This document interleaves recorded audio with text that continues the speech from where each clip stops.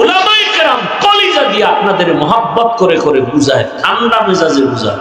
নামাজ পড়েন, মা বাবার খেদমত করেন, হালাল উপার্জন করেন, এরপরও আপনারা সে আলেমদের উপরে আক্রমণ, আলেমদের খারাপ বলেন। বুঝি না রে বাবা, কারণটা কি বুঝি না। কোন আলেমে জাতির ক্ষতি চায় না, কিন্তু দুনিয়ার মায়ায় পড়িয়া যারা আল্লাহকে ভুলে গেছে, এই মানুষগুলো আমার আল্লাহকে চিনে না, না চিনেও মানতেও চায় না। আমাদেরকে আপনি খারাপ জানবেন কেন? কত কষ্ট করে আপনাদের বিনয়ের সাথে অনুরোধ করি, বুঝায়, আপনার শান্তির পথ দেখায়, অথচ আপনি আমাদেরকে মহব্বতের নজরে দেখেন না।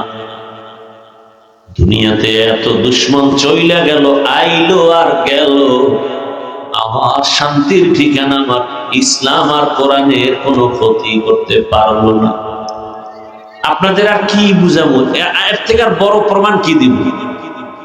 কত জঘন্যতম দুশ্মন আসলো আর গেল, একটা একটা যদি ইতিহাস বলি শেষ করা যাবে না। জগৎ বিখ্যাত নিকৃষ্ট দুশ্মন ফেরাউন, সাদ্দাত, কারুন, হামান, নমরুদ,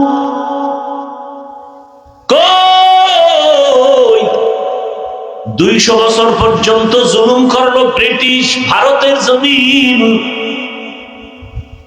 শত শত মাদ্রাসা সরকারের টাকায় চলতো, টাকা বন্ধ করে তালা লাগায় দিল। হাজারো হাজারো আলেমের ফাঁসি দিয়া দিল্লির শহরের গাছের সাথে লাট ঝুলায় দিছে। ভারতের জমিনে কোরআনের আলো থাকবে না, ইসলাম থাকবে না। কই সেই ভারতের জমিন এমন হয়ে গেল, গোটা দুনিয়ার কোরআনের আলোর ফ্যাক্টরি ভারতের মধ্যে দেওবন্দে।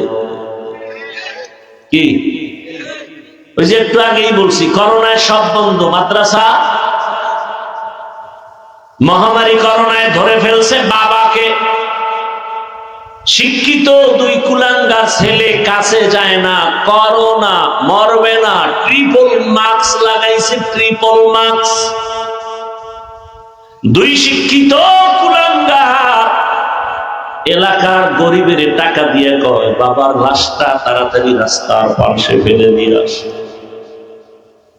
এলাকার গরিব টাকা পাইয়া লাশটা রাস্তার পাশে ফেলে দিয়েছে। ইতিহাস ভুলিস না রে বাবা, বেঈমানি করিও না, ইতিহাস কাউকে বেঈমানির পথ দেখায় না। ওই সন্তান কুলাঙ্গার শিক্ষিতরা দরওয়াজা জানালা লক করে দিল, একবারও খোঁজ নেয় না বাবার লাশের জানাজা হলো নাকি লাশটা কুকুরে খেয়ে ফেললো। ইতিহাস ভুলে যাইও না রে আমার কলিজার যুবক।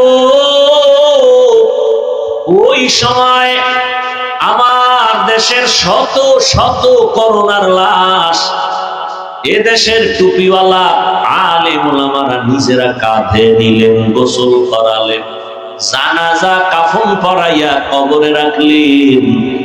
একজন হুজুরেও করোনায় মরে নাই। কোন হুজুর না খাইয়া মরে নাই, ভিক্ষাও করে নাই। আল্লাহর কোরআন এত দামি, তবে আপনাদের কাছে মনে হয় যেন কোরআন শরীফ সব দিক থেকে পারফেক্ট, একদিক থেকে কোরআন হলো দুর্বল।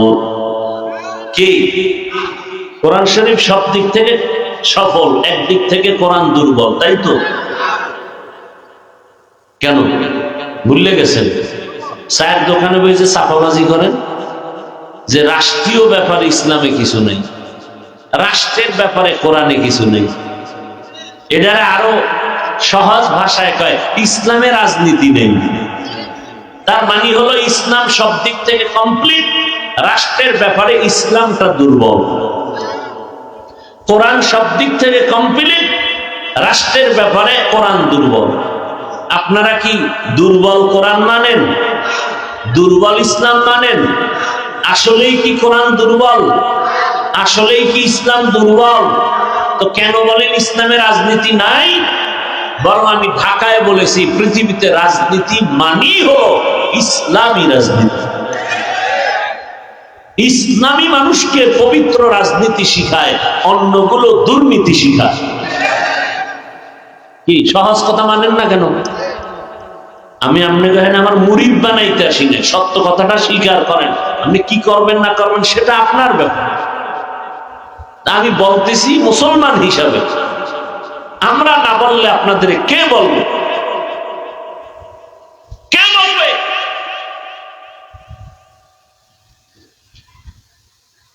সুলাইমান পয়গম্বর গোটা দুনিয়া পরিচালনা করছেন, শাসন করছেন, ঘটনা কি কোরআনে নাই? ইউসুফ নবী মিশরের অর্থমন্ত্রী হইয়া দায়িত্ব পালন করেছেন, ঘটনা কি কোরআনে নাই? বাদশা জুলকারনাইন সারা দুনিয়া শাসন করেছেন, পরিচালনা করেছেন, কোরআনে নাই? আমার নবী মদিনা রাষ্ট্র পরিচালনা করেছেন, ওমর করেছেন, আবু বকর করেছেন, ওসমান করেছেন, আলী করেছেন, এটি নাই ঘটনা? আরে ভাই, আপনি নামাজ পড়েন না, ভালো করে বুঝেন, আপনি নামাজ পড়েন না, আপনার সাথে ঝগড়া নাই, তর্ক নাই, আমি হাসি মুখে আপনাকে বুকে টানবো, সালাম আগে দিব, কিন্তু নামাজের বিরোধিতা যদি করে কোনো ছাড় নাই। ব্যবধান বুঝছেন তো? আপনি দাঁড়িয়ে রাখেন না, কোনো ঝগড়া নেই আপনার। আপনাকে আমি আগে সালাম দিব, বুকে লাগাবো, হাসি মুখে নাস্তা করাবো, কিন্তু দাড়ির বিরোধিতা করলে আর ছাড় দেয়া হবে না। আপনি পর্দা করেন না, কোনো ঝগড়া নাই, সালাম দিব, বুকে লাগাবো, কিন্তু আল্লাহর বিধান পর্দার বিরোধিতা করলে তাসলিমার পরিণাম ফল ভোগ করতে হবে। তাসলিমা কি কইছে? এমবিবিএস ডাক্তার, যেমন তেমন মূর্খ ডাক্তার না। সে কয় বোরকা নারী পড়বে কেন? এটা তো নারীর উপরে চাপানো হলো একচেটিয়া ভাবে, জুলুম হয়েছে, আল্লাহ জালেম। কে কয়? তাসলিমা নাসরিন, আমাদের এলাকার তাসলিমা না, বহু আগের পুরান কথা। আরে এত কিছু করেন না। নূহ নবীর ঘরে কেনা কি হয়েছে?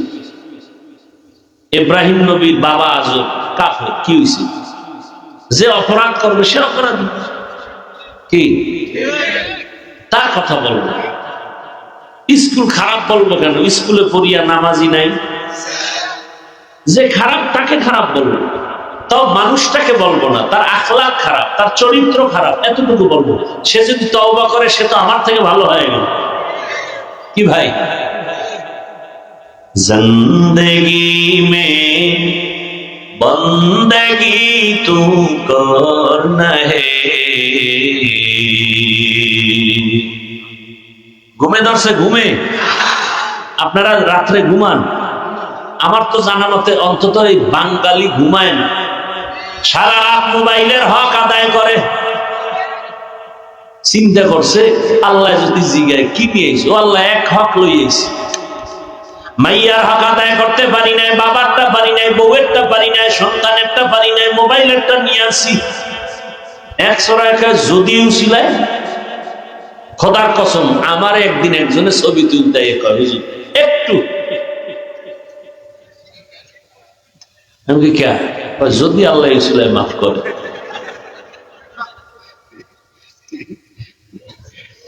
জিন্দেগি মে বন্দেগি তু করনা হে,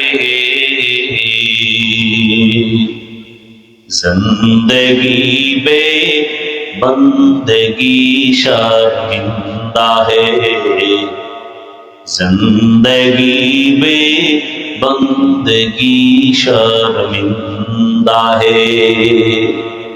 ঢাকা যাইতে যাইতে ফজর হয়ে যায়, রাস্তার মোড়ে মোড়ে খালি যুবকরা মোবাইল নিয়ে ব্যস্ত। আর বাসায় গিয়ে কি করে আল্লাহ ভালো জানেন। চোখের জেনা, হাতের জেনা, কানের জেনা, জবানের জেনা, অন্তরের জেনা, রুমে রুমে ঘরে ঘরে, মাও মোবাইল চালায়, বাবাও চালায়, বোনেও চালায়, ভাইয়াও চালায়, পুরা ঘরের মধ্যে জেনার গুনাহ চলে মোবাইলের দ্বারা। উচিত ছিল ঘুমের থেকে উঠে দেখবে ওদের চেহারাটা বানর হয়ে গেছে, চেহারাটা সুতার হয়ে গেছে। হয় না কেন? রহমতের নবীর উম্মত হওয়ার বরকতে হয় না। নাইলে হয়ে যেত। অন্য নবীর উম্মতের চেহারা হয় নাই। अल्लाह हिदायत दान करे। दुनिया में हो दुनिया का तलबगार ना हो, बाजार से गुजर हो खरीदार ना हो।